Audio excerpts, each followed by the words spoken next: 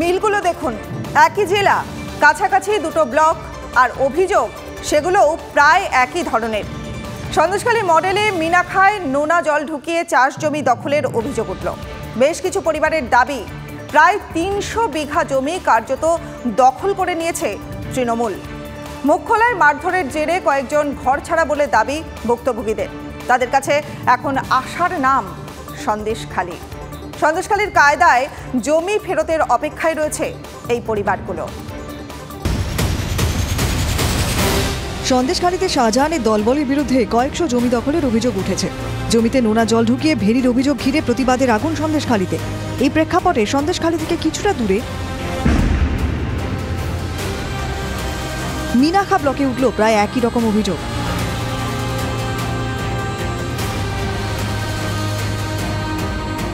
Very করার জন্য বিদ্যাধরী নদীর যে প্রাকৃতিক বাঁধ, সেই প্রাকৃতিক বাঁধও অবৈধভাবে কেটে ফেলা হচ্ছে এবং সেই অবৈধভাবে প্রাকৃতিক বাঁধ কেটে সেই জল চাষের জমিতে ঢুকিয়ে ভেরি করা হচ্ছে এবং এক্ষেত্রেও অভিযোগ কিন্তু শাসক দলের দিকেই উঠছে। মিনাখার আটপুকুর এক গ্রাম পঞ্চায়েত এলাকাতে ৩০০ বিঘা বেশি চাষের জমি গায়ের জোরে ভেরি করার অভিযোগ উঠেছে। ১৭ থেকে ১৮টি পরিবারের দাবি, জমির খাজনা দিলেও লিজের টাকা তারা পান না। এই নিয়ে প্রতিবাদ করলে শাসক দলের লোকজন মারধর করে বলে অভিযোগ। বাসিন্দাদের দাবি, আতঙ্কে বেশ কয়েকজন ঘর ছাড়া। সম্পত্তিটা পুরোটাই দখল করে, জবরদখল, গায়ের জোরে দখল করে নিয়ে বিদ্যাধরী নদীর নোনা জল ঢুকিয়ে সেই জমিতে মৎস্য চাষ করছে এবং তার টাকা পয়সাও কিছু দেয় না। দিনের পর দিন জমির খাজনা দিয়ে যাব, সরকার আমাদের কাছ থেকে খাজনা নিচ্ছে। খাই না খাই জমির খাজনা আমাদের দিয়েই যেতে হয়। জমি ফিরে পেতে আদালতে দ্বারস্থ হন কয়েকজন। কলকাতা হাইকোর্ট নির্দেশ দিয়েছিল জমি আগের অবস্থায় ফিরিয়ে দিতে হবে।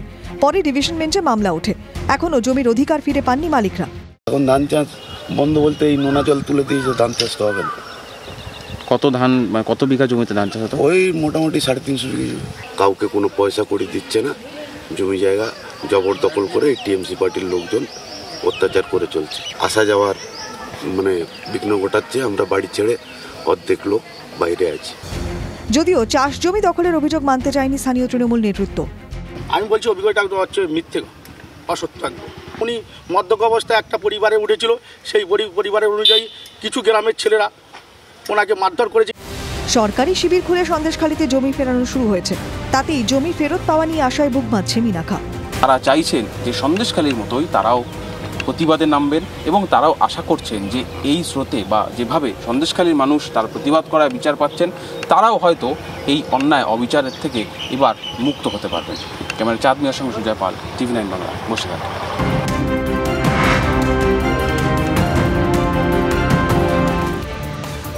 ভোটের আগে বাংলায় কেন্দ্রীয় বাহিনী থাকবে স্কুলে। মহাবিপাকে বেথুন স্কুলের পড়ুয়ারা। আজ থেকেই দখল হয়ে যাচ্ছে স্কুল। এদিকে পরীক্ষাও চলছে। নোটিশে জানানো হয়েছে আজকের ক্লাস 11-এর পরীক্ষা বেলা 1টার বদলে 11টায় শুরু হবে। ক্লাস 8 পর্যন্ত পঠন পাঠন স্থগিত। কাল থেকে 9-10-এর পড়ুয়াদের 4 পিরিয়ডের পর ছুটি। নিয়মিত ক্লাস কবে থেকে শুরু হবে তাও জানা নেই কারো। স্কুল কর্তৃপক্ষ জানিয়েছে পরবর্তীতে জানানো হবে। ভোটের দিনক্ষণ ঘোষণা হয়নি এখনো। এরপর ভোট ও ফল প্রকাশ। ততদিনে স্কুলে পড়াশোনা বন্ধ থাকবে। অথই জলে পড়েছে পড়ুয়ারা। আমাদের সঙ্গে সরাসরি রয়েছে সুশোভন, আমাদের প্রতিনিধি। সুশোভন,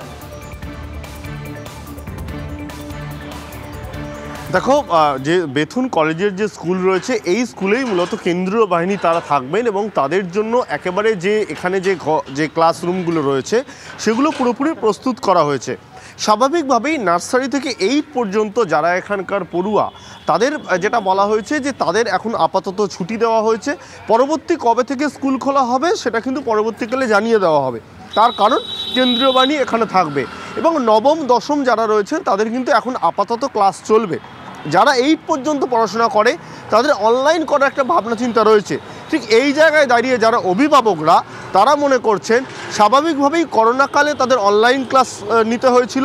বর্তমানে আবার যদি কেন্দ্রীয় বাহিনীর জন্য আবার যদি ক্লাসের যদি ব্যাঘাত হয় তাহলে কিছুটা অসুবিধা হবে। এবং সেই জায়গায় দাঁড়িয়ে অভিভাবকরা একটা প্রশ্ন তুলছে, যেহেতু এখনও পর্যন্ত নির্বাচন কবে তার নির্দিষ্টভাবে দিনক্ষণ জানা যায়নি, সেই জন্য আগে যদি কেন্দ্রীয় বাহিনী চলে আসে এবং তার জন্য যদি ব্যাঘাত হয় ক্লাসের, সেক্ষেত্রে স্বাভাবিকভাবেই অভিভাবকরা পুরো বিষয়টা চিন্তিত।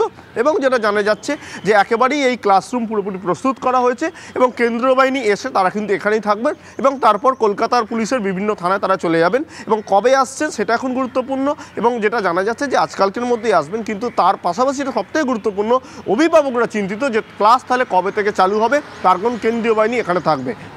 ধন্যবাদ সুশোভন। এবার আমরা শুনে নেব অভিভাবক এবং শিক্ষকরা কি বলছেন। আমাদের গতকাল একটি নোটিশ দেওয়া হয়েছে, তাতে জানানো হয়েছে যে আগামীকাল থেকে অনির্দিষ্টকালের জন্য স্কুল পঠন পাঠন বন্ধ থাকবে। কারণ হচ্ছে ইলেকশনের জন্য নির্বাচন কমিশনের যে সেন্ট্রাল ফোর্স, সেটা বেথুন কলেজের স্কুলে তাদের স্টে করবে। তারা অনলাইনে ক্লাস কবে থেকে স্টার্ট হবে বা কী হবে সেটা বেথুন স্কুল যেরকম আমাদের জানাবে আমরা সেইভাবে পারার তো হবই। স্কুল থেকে অলরেডি নির্দেশ দেওয়া হয়েছে এবং আমরা চেষ্টা করছি যতটা ক্লাসটাকে নর্মাল রাখা যায়। ঠিক আছে, সিনিয়র ক্লাসদেরকে প্রায়োরিটি দেওয়া হবে এবং ছোট ক্লাসেদেরও আমরা চেষ্টা করছি যাতে অনলাইন ক্লাস ওদের চালু থাকে। জুনিয়র ক্লাসের ক্ষেত্রে এক্ষুনি কি করা হবে, এক্ষুনি করা হয়নি, তবে অবশ্যই অনলাইন ক্লাসের একটা চেষ্টা করা হবে।